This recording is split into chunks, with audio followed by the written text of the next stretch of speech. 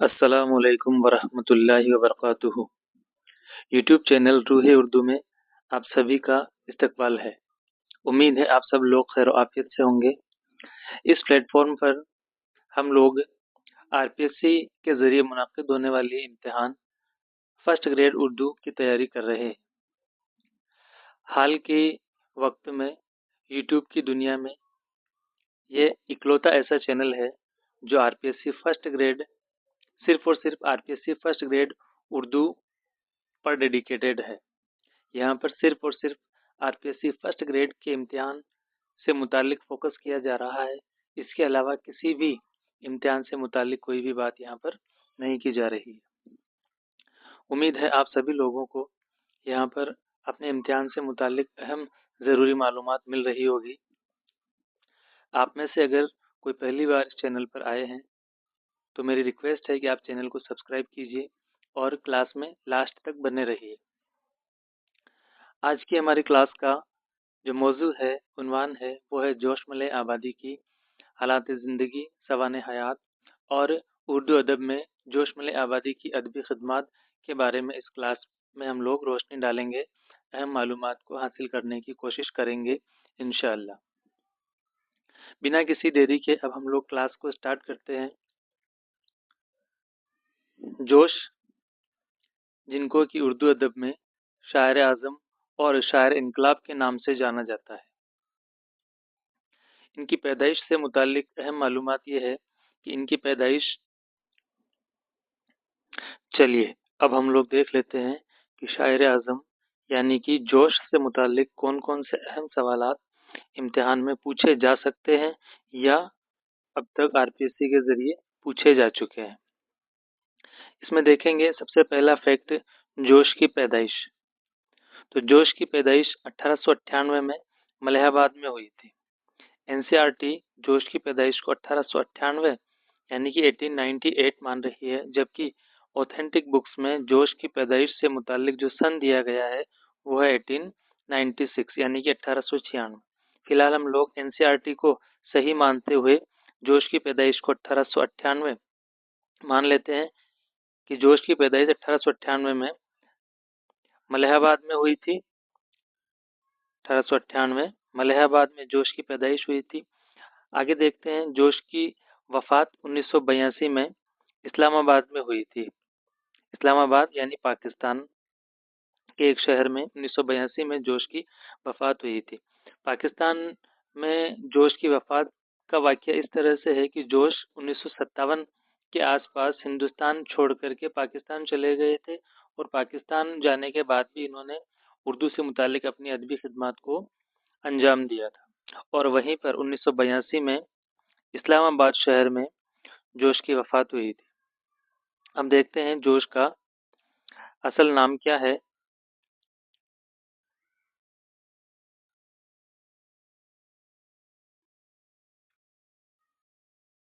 तो जोश का जो असल नाम है वो है शब्बीर हसन खान। यहाँ पर हमने देखा कि जोश का असल नाम है शब्बीर हसन खान। हालांकि इनका इब्तिदाई नाम शब्बीर अहमद खान था, जिसको बाद में इन्होंने तब्दील करते हुए अपना नाम शब्बीर हसन खान रख लिया और इसी नाम की मुनासिबत इनका जो इब्तिदाई तखल्लुस था वो भी शब्बीर ही था। आगे देखते हैं जोश का तखल्लुस। तो जोश तखल्लुस इख्तियार करने से क़िबले इनका इब्तिदाई तखल्लुस शब्बीर था, जो कि इनकी नाम की मुनासिबत ही इन्होंने रखा था। इस तरह यहाँ तक हमने जोश से मुतालिक कुछ अहम फैक्ट्स को देखा है जिनसे इम्तिहान में सवालात पूछे जा चुके हैं या आगे भी पूछे जाने की पूरी संभावना बनी हुई है। एक बार फिर से हम लोग इन फैक्ट्स को रिवाइज करने की कोशिश करते हैं ताकि हमारे जहन में ये सवालात आसानी से जहन नशीन हो जाए। यहाँ पर हमने देखा कि जोश की पैदाइश 1898 में मलिहाबाद में हुई थी। इसके बाद हमने देखा कि जोश की वफ़ात 1982 में इस्लामाबाद पाकिस्तान में हुई थी। इनका जो असल नाम है वो था शब्बीर हसन खान।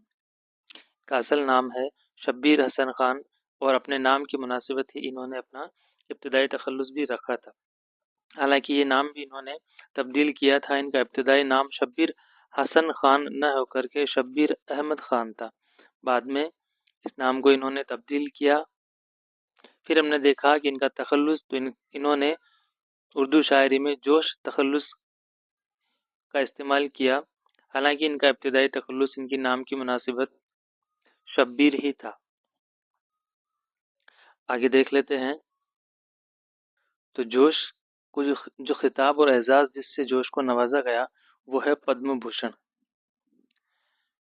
یہ حکومت ہند کی جانب سے 1955 میں جوش کو دیا گیا تھا. جوش کو اس خطاب سے، اس اعزاز سے نوازا گیا تھا، اور جس کلام کے لیے ان کو نوازا گیا وہ تھا سموم و صبا. سموم و صبا. اس طرح سے ہم نے دیکھا کہ جوش کو پدم بھوشن حکومت ہند کی جانب سے 1955 میں دیا گیا، نوازا گیا، اور جس کلام کے لیے نوازا گیا اس کا نام ہے سموم و صبا. آگے ہم دیکھتے ہیں کہ جوش کو کن کن لقب و القاب سے نوازا گیا. تو جوش کو جیسا کہ ہم لوگ اوپر بھی دیکھ کے آ چکے ہیں، ان کے نام کے ساتھ ہی ان کو شاعر اعظم اور شاعر انقلاب کے طور پر پکارا گیا ہے.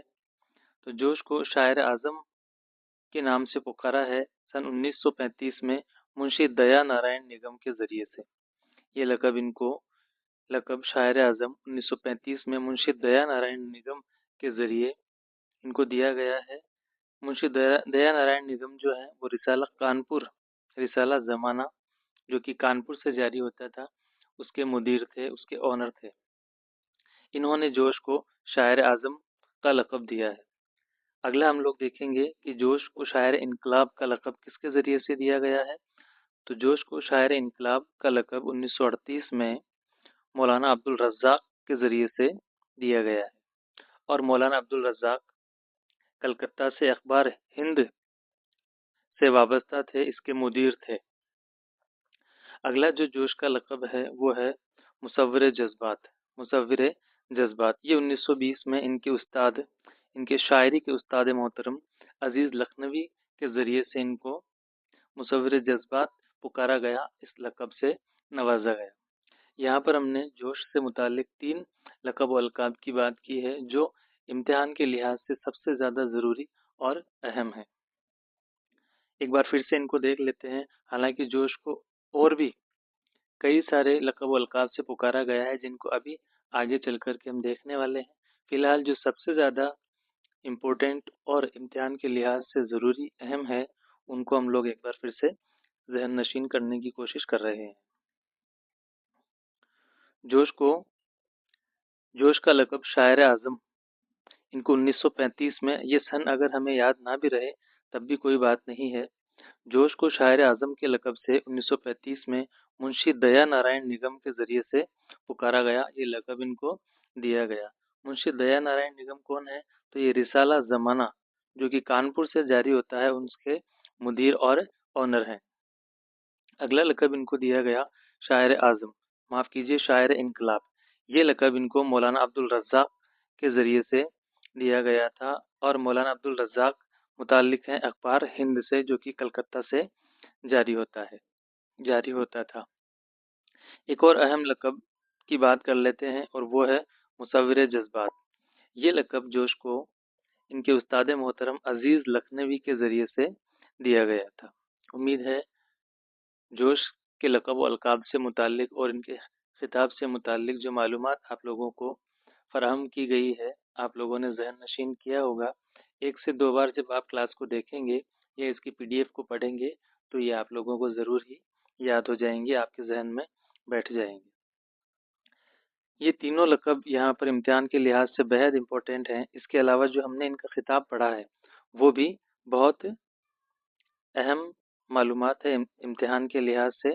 جیسا کہ ہم نے دیکھا کہ جوش کو 1955 میں حکومت ہند کی جانب سے پدم بھوشن بہت بڑا اعزاز ہوتا ہے جو کہ حکومت ہند کی جانب سے جوش کو دیا گیا ہے اور اس کا نام ہے پدم بھوشن. یہ 1955 میں حکومت ہند کی جانب سے جوش کو دیا گیا تھا، اور جس کلام کے لیے دیا گیا تھا وہ تھا سموم صبا. حالانکہ پدم بھوشن سے متعلق جو سن یہاں پر دیا گیا ہے ये हम लोगों ने एनसीईआरटी से लिया है, ऑथेंटिक है। उर्दू अदब की कई और किताबों में जो कि ऑथेंटिक किताबें हैं वहाँ पर ये सन 1954 भी दिया गया है। तो हम लोगों को ये भी ध्यान रखना है, हालांकि हम लोगों को एनसीईआरटी को ही सबसे ज़्यादा तवज्जो देनी है। इसके बाद अब हम क्लास को आगे बढ़ाते हैं और देखते हैं कि इन 3 अहम लक़ब व अलक़ाब के अलावा जोश को और किन-किन नामों से पुकारा गया, क्या-क्या लक़ब इनको दिए गए। तो हम देखेंगे कि जोश को मुसव्विर-ए-रोमान, अल्फाज के जादूगर, लफ्ज़ों के बादशाह, शायर-ए-शबाब, शायर-ए-फितरत और शायर-ए-रोमान के नाम से भी जाना गया है। ये 3 लक़ब भी इम्तिहान के लिहाज से अहम है। शायर-ए-शबाब, शायर-ए-फितरत और शायर-ए-रोमान। अब हम देखते हैं जोश का फैमिली बैकग्राउंड कैसा था, इनके आबा व अजदाद कहाँ के रहने वाले थे, उनका मूल स्थान, मूल जगह कौन सी थी, इनके वालिद वालिदा, इनकी बीवी और इनके ख़ानदान में जो अफराद थे उनके क्या नाम थे। तो इस तरह से अब हम लोग जोश मलय आबादी का फैमिली बैकग्राउंड देखने वाले हैं, इनका ख़ानदानी हालात, इनके अजदाद से मुतालिक अहम मालूमात हासिल करने वाले हैं। जोश के अजदाद काबुल से हिंदुस्तान आए थे। जोश के आबा व अजदाद कहाँ के रहने वाले थे, यानी इनका जो मूल स्थान, मूल जो जगह थी वो क्या थी, काबुल। ये लोग काबुल से हिंदुस्तान आए थे। इनके वालिद का नाम है बशीर अहमद खान। इनके वालिद का नाम है बशीर अहमद खान। जोश का खुद ही का असल नाम है शब्बीर हसन खान और इनके वालिद का नाम है बशीर अहमद खान। इनकी वालिदा का नाम है बिस्मिल्लाह बेगम। इनकी वालिदा का नाम है बिस्मिल्लाह बेगम और इनके दादा का नाम है नवाब अहमद खान। इनके दादा का नाम है नवाब अहमद खान। वो गैर ज़रूरी मालूमात जो एक्सप्लेनेशन के तौर पर या वर्णनात्मक तौर पर दी हुई है उनको हम लोगों ने एक तरह से स्किप कर दिया है और सिर्फ उन्हीं ज़रूरी फैक्ट्स को इस क्लास में शामिल किया गया है नोट्स के तौर पर, जो इम्तिहान से मुतालिक सबसे ज़्यादा ज़रूरी है और हमारे लिए पढ़ना अहम है। इनके परदादा का नाम है फ़कीर मोहम्मद ख़ान गोया। इनके परदादा का नाम है फ़कीर मोहम्मद ख़ान गोया। इनके आबा व अजदाद से मुतालिक यहाँ पर एक अहम सवाल बनता है कि फ़कीर मोहम्मद ख़ान गोया का ताल्लुक़ किस शायर से है। तो इसका जवाब हो जाएगा कि फ़कीर मोहम्मद ख़ान गोया जो तखल्लुस गोया इख्तियार करते हैं वो जोश के परदादा थे। मुझे ऐसा लगता है कि शायद ये सवाल किसी इम्तिहान में पूछा जा चुका है। हमने देखा कि जोश के परदादा का नाम है फ़कीर मोहम्मद ख़ान गोया जो कि तखल्लुस गोया इख्तियार करते हैं। ये नासिख के शागिर्द थे। नासिख अपने दौर के बहुत बड़े उर्दू शायर हुए हैं। इन्होंने उर्दू अदब में वो कारनामे अंजाम दिए हैं जिसकी बदौलत इनको उर्दू अदब में अदबी डिक्टेटर कहा जाता है। जोश को उर्दू अदब में अदबी डिक्टेटर कहा जाता है। एक बार मैंने आप लोगों से पूछा था कि ये जो ज़बान जिसको हम लोग उर्दू कहते हैं, इस ज़बान को उर्दू नाम किसने दिया, तो वो शख्स हो जाएंगे नासिख। नासिख ने इस ज़बान को उर्दू नाम दिया है। इससे पहले इस ज़बान को रेख्ता, रेख्ती, इस तरह के अलग अलग नामों से पुकारा जाता था, लेकिन उर्दू नाम इनको दिया गया है अदबी डिक्टेटर नासिक के ज़रिए से। और इन्होंने सख्ती से इस बात के लिए अपने जो शागिर्द हैं उनको पाबंद भी करवाया। उर्दू में कई सारे उस उर्दू ज़बान से मुतालिक कई इस्लाह इन्होंने की है। जो गैर ज़रूरी लफ्ज़ व अल्फाज दूसरी ज़बानों के उर्दू अदब में शामिल हो गए थे उनको सबको किनारा किया और उर्दू अदब के लिए कुछ ख़ास लफ्ज़ व अल्फाज को मखसूस कर दिया। खुद ने पाबंदी के साथ उनका इस्तेमाल किया और अपने जितने भी शागिर्द थे उनको उनसे भी पाबंदी के साथ इसका इस्तेमाल करवाया है। इसलिए इनको अदबी डिक्टेटर कहा जाता है। बहरहाल हम लोग यहाँ पर बात कर रहे हैं जोश के परदादा जिनका नाम था फ़कीर मोहम्मद ख़ान गोया और जो उर्दू अदब में तखल्लुस गोया इख्तियार करते हैं। ये किनके शागिर्द थे या इनके उस्ताद कौन थे, तो ये हो जाएगा नासिख, जिनको हम अदबी डिक्टेटर के नाम से जानते हैं। फ़कीर मोहम्मद ख़ान गोया का जो मजमुआ है जिसका नाम है दीवाने होया। यहाँ से हम लोग आगे बढ़ते हैं और देखते हैं कि जोश की बीवी कौन थी। तो इनकी बीवी का नाम है अशरफ जहां। जोश की बीवी का नाम है अशरफ जहां। जोश ने एक महानामा, यहाँ से हम लोग देखेंगे कि जोश से मुतालिक पहले या वो अहम ज़रूरी सवालात जो इम्तिहान में पूछे जा चुके हैं या पूछे जाने की पूरी संभावना बनी हुई है। जोश ने एक माहनामा जारी किया था जिसका नाम था कलीम। जोश ने एक माहनामा जारी किया था दिल्ली से जिसका नाम था कलीम। ये माहनामा इन्होंने 1936 में दिल्ली से जारी किया। जोश का माहनामा कलीम 1936 में दिल्ली से जारी हुआ था। इसके बाद हम देखेंगे कि जोश एक सरकारी रिसाला से भी वाबस्ता रहे थे। इस रिसाला का नाम है रिसाला आजकल। रिसाला आजकल से जोश 1948 से लेकर के 1955 तक इससे वाबस्ता रहे, इसके मुदीर रहे थे। जोश ने अपनी एक खुदनविश्त भी लिखी है जो कि काफ़ी बार इम्तिहानात में पूछी जा चुकी है। जोश की खुदनविश्त का नाम है यादों की बारात। ये इम्तिहान के लिहाज से एक अहम फैक्ट हो सकता है, इसको भी हम लोगों को जहन नशीन करना है। यहाँ पर हमने देखा कि जोश ने जो माहनामा जारी किया था उस माहनामा का नाम है कलीम। ये जोश का पर्सनल माहनामा था, इसका नाम है कलीम और इनका माहनामा कलीम 1936 में दिल्ली से जारी हुआ था। ये एक सरकारी रिसाला से भी वाबस्ता रहे जिसका नाम है रिसाला आजकल। इनकी जो खुद नविश्त है उसका नाम है यादों की बारात। तीनों ही फैक्ट यहाँ पर इम्तिहान के लिहाज से बेहद ज़रूरी है। यहाँ से हम लोग आगे बढ़ते हैं और देखते हैं जोश से मुतालिक और कौन कौन से अहम ज़रूरी मालूमात और सवालात बन सकते हैं। यहाँ पर अब हम लोग जोश की अदबी खिदमात से मुतालिक तमाम अहम ज़रूरी फैक्ट्स को जानेंगे जो इम्तिहान के लिहाज से ज़रूरी है, यानी कि एग्ज़ाम ओरिएंटेड है। जैसा कि हम लोग जानते हैं कि रिवायतन तमाम ही शोरा और मुसन्निफ उर्दू अदब के रिवायत के तौर पर अपनी शायरी और लेखन की जो इब्तिदा है वो गज़ल गोई से करते हैं। तो जोश ने भी रिवायतन अपनी शायरी की इब्तिदा कहाँ से की है? तो इनकी भी शायरी की इब्तिदा हुई है गज़ल गोई से।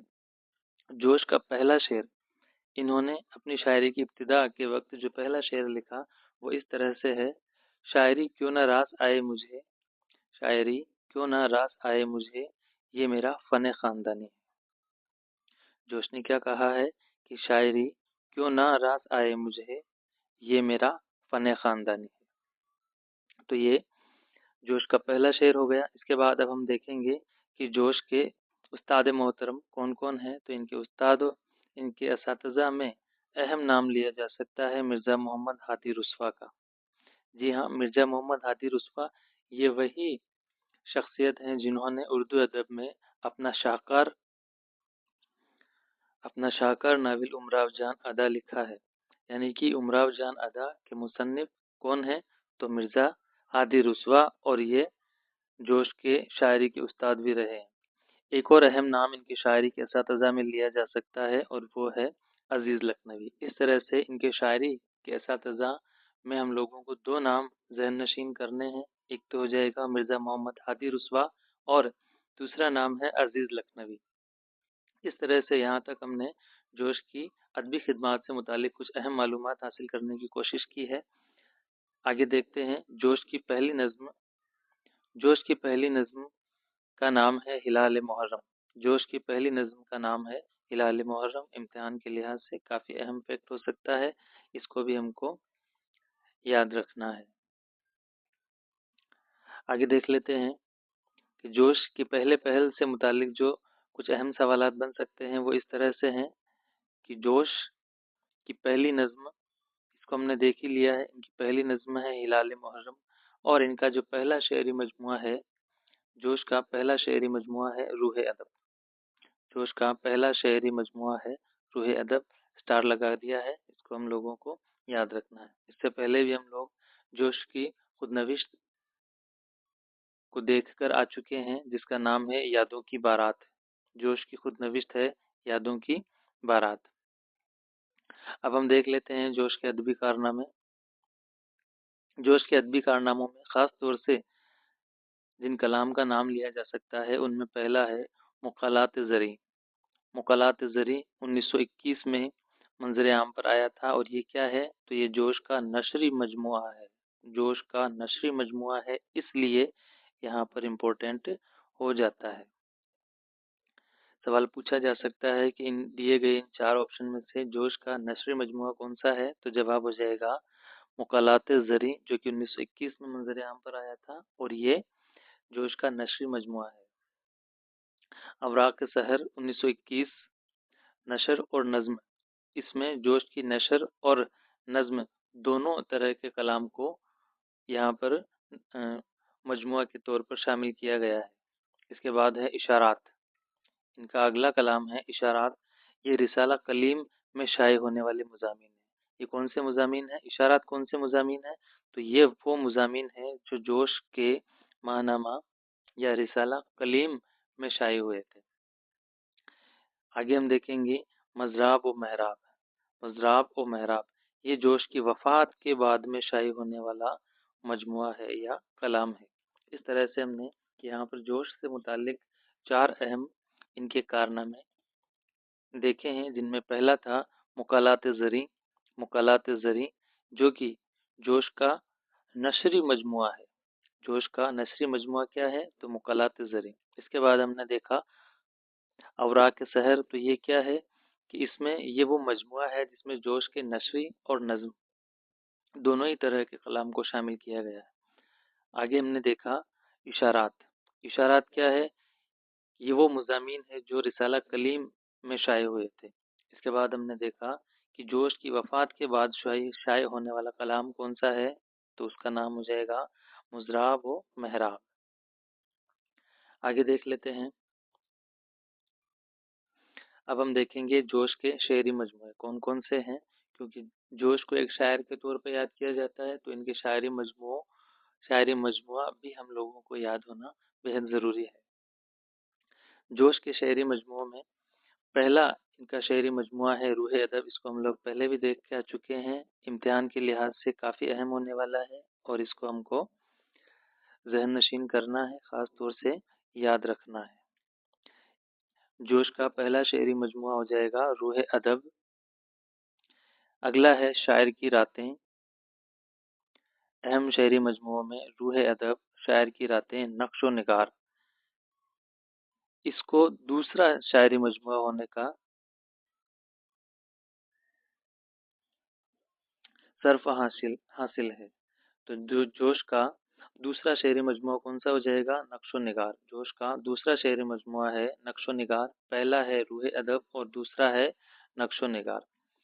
ان کے علاوہ تین اہم شعری مجموعے ہم نے یہاں پر جوش کے دیکھے ہیں، ایک بار پھر سے میں ان کو ریوائز کر دیتا ہوں۔ جوش کا پہلا شعری مجموعہ ہے روح ادب، اس کے بعد میں ہم نے دیکھا شاعر کی راتیں، اور جوش کا دوسرا شعری مجموعہ ہے اس کا نام ہے نقش و نگار۔ تینوں کو ہی ہم کو یاد رکھنا ہے، پہلا روح ادب، شاعر کی راتیں اور نقش و نگار۔ اس کے علاوہ جوش کے اور بھی اہم شعری مجموعے ہیں جن کو ہم دیکھ لیتے ہیں، جیسے آیات و نغمات، عرش و فرش، سنبل و سلاسل، سیف و سبو، نقش و نگار، شعلہ و شبنم، فکر و نشاط، عرف و حکایت، جنون و حکمت۔ اس طرح سے یہ جوش کے شعری مجموعے ہیں جن کو ہم لوگوں کو امتحان کے لحاظ سے ذہن نشین کرنا ہے۔ یہاں سے آگے دیکھ لیتے ہیں جوش سے متعلق اور کون کون سی اہم ادبی خدمات جوش نے اردو ادب کو دیے ہیں۔ تو یہاں پر ہم دیکھیں گے کہ جوش کی رباعیات کے مجموعے کون کون سے ہیں، یہ بھی اہم سوال ہو سکتا ہے امتحان کے لحاظ سے۔ جوش کی رباعیات کے جو مجموعے ہیں وہ اس طرح سے ہیں، جنون و حکمت یہ کیا ہے؟ تو یہ جوش کی رباعیوں یا ان کی رباعیات کا مجموعہ ہے، اور دوسرا ہے نجوم و جواہر۔ نجوم و جواہر، تو دو رباعیات کے مجموعے ہم نے دیکھے ہیں، جنون و حکمت اور نجوم و جواہر۔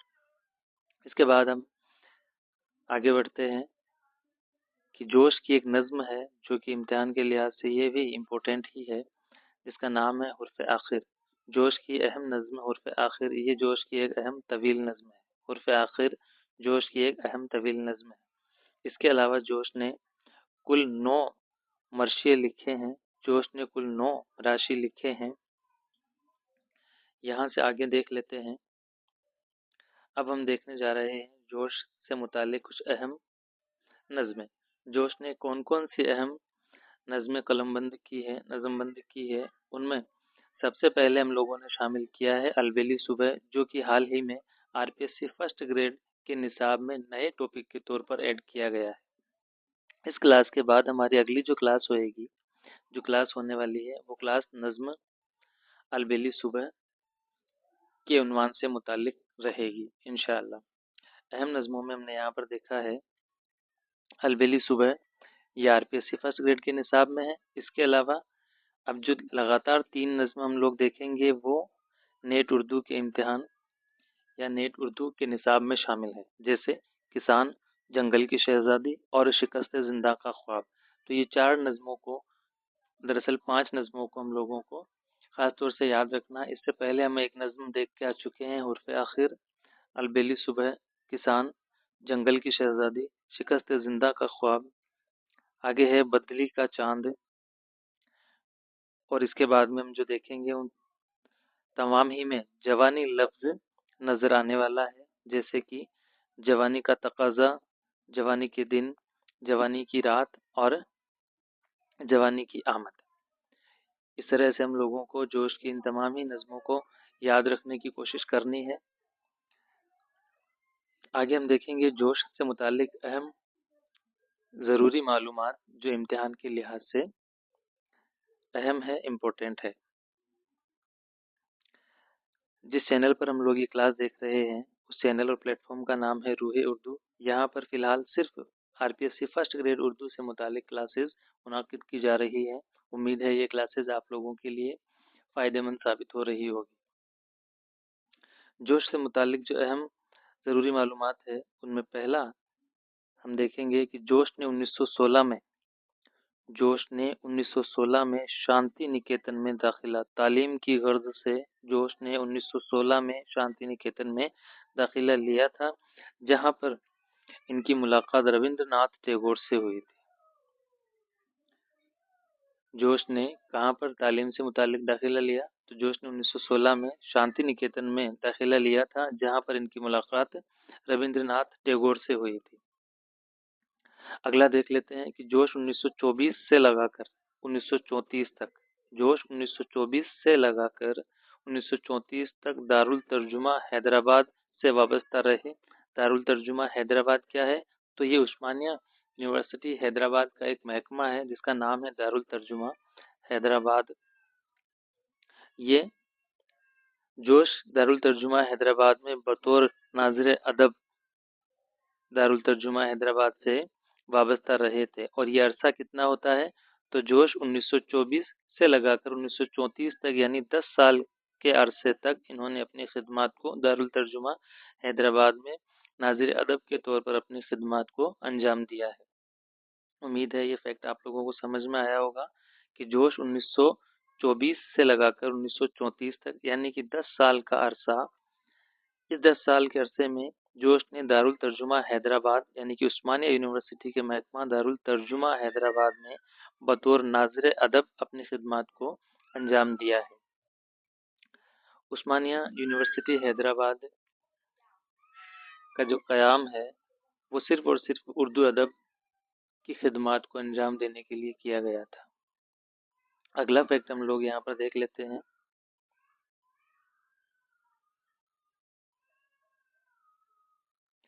जोश 1934 में हैदराबाद को छोड़ करके दिल्ली चले आए थे। जैसा कि हमने पहले ही देखा, जोश 1924 से 34 तक दारुल तर्जुमा हैदराबाद से वाबस्ता रहे और 1934 में ये दारुल तर्जुमा हैदराबाद को छोड़ करके दिल्ली चले आए। कहाँ चले आए थे? दिल्ली चले आए, और इन्होंने अपना खुद का माहनामा या रिसाला कलीम जारी किया। कलीम 1936 में दिल्ली से जारी हुआ था। ये मालूमात हम लोग ऊपर पहले भी इसी क्लास में पढ़ के आ चुके हैं। आगे बढ़ते हैं कि जोश को हुकूमत हिंद ने 1955 में अपने कलाम समूम और सबा के लिए पद्म भूषण से नवाजा था, इस एजाज से नवाजा था। जोश को ये अहम मालूमात है इम्तिहान के लिहाज से।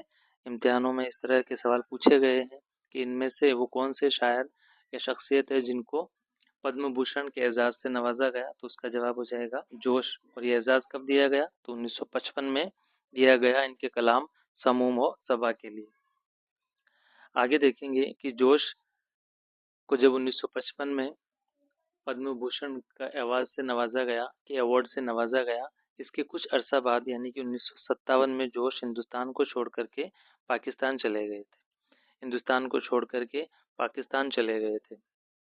पाकिस्तान जाने के बाद जोश पाकिस्तान में तरक्की उर्दू बोर्ड पाकिस्तान जाने के बाद जोश पाकिस्तान में तरक्की उर्दू बोर्ड कराची के रिसाला उर्दू नामा से वाबस्ता रहे, इसकी इदारत की। पाकिस्तान जाने के बाद जोश किससे वाबस्ता रहे? तो तरक्की उर्दू बोर्ड कराची जो कि पाकिस्तान में है, और इसके रिसाला उर्दू नामा से वाबस्ता रहे। आगे हम देखेंगे कि जोश गांधी जी से भी मुतासिर थे। जोश ने गांधी जी को हिंद के शहीदा का लक़ब दिया है। जोश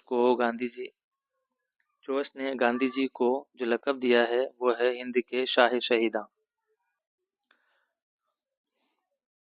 चलिए, यहाँ पर हम लोग बात कर रहे थे कि जोश ने गांधी जी को हिंद के शाह शहीदा के नाम से पुकारा है और गांधी जी पर एक नज्म भी कलमबंद की है। इसके बाद हम देखेंगे कि जोश की नज्मों पर जोश शायरी में सबसे ज़्यादा इकबाल और टैगोर से मुतासिर हुए थे। हालांकि इनके असतज़ा मिर्ज़ा हादी रुस्वा और अजीज़ लखनवी रहे हैं, लेकिन जोश मुतासिर किन से हुए हैं? तो जोश इकबाल और टैगोर से सबसे ज़्यादा शायरी के में मुतासिर हुए हैं। जोश की नज़मों में इकबाल और टैगोर के असर नुमाया तौर पर नज़र आते हैं। आगे देख लेते हैं कि फिराक ने जोश से मुतालिक क्या अहम बात कही है। ज़बरदस्त बात कही है फिराक ने, याद रखने लायक है, या जैसे ही मैं इसको पढ़ूंगा ये अपने आप ही आपको याद हो जाएगी। फिराक ने जोश से मुतालिक कहा है कि जोश के मरने की खबर सुनने के लिए मैं क्यों जिंदा रहा। इतनी बड़ी बात कही है कि जोश के मरने की खबर सुनने के लिए मैं क्यों जिंदा रहा, जोश के बाद मैं जिंदा रहकर क्या करूंगा। यानी जोश को इतना बड़ा अजीम शायर मानते थे कि फिराक ने कहा कि जोश के बाद मैं जिंदा रहकर क्या कर लूंगा। ऐसी कौन सी शायरी, ऐसे कौन से कलाम और शेर अशार में देख लूंगा जो कि अब बिल्कुल भी जोश के चले जाने के बाद संभव नहीं है। यहाँ पर हम हमारी क्लास का इख्तिताम करते हैं। अगर आप लोगों को ये क्लास पसंद आई है, इसके फैक्ट्स आपके समझ में आए हैं, तो मैं आपसे सिर्फ इतना ही कहना चाहूँगा कि आपका लाइक, शेयर, कमेंट और सब्सक्रिप्शन चैनल को मोटिवेट करता है। इससे हम लोग अगली नई क्लास बनाने के लिए प्रोत्साहित होते हैं। मिलते हैं अगली एक और नई और बेहतरीन क्लास के साथ। इस क्लास में हमारे साथ जुड़ने के लिए शुक्रिया। अस्सलाम वालेकुम वरहमतुल्लाहि वबरकातुहू।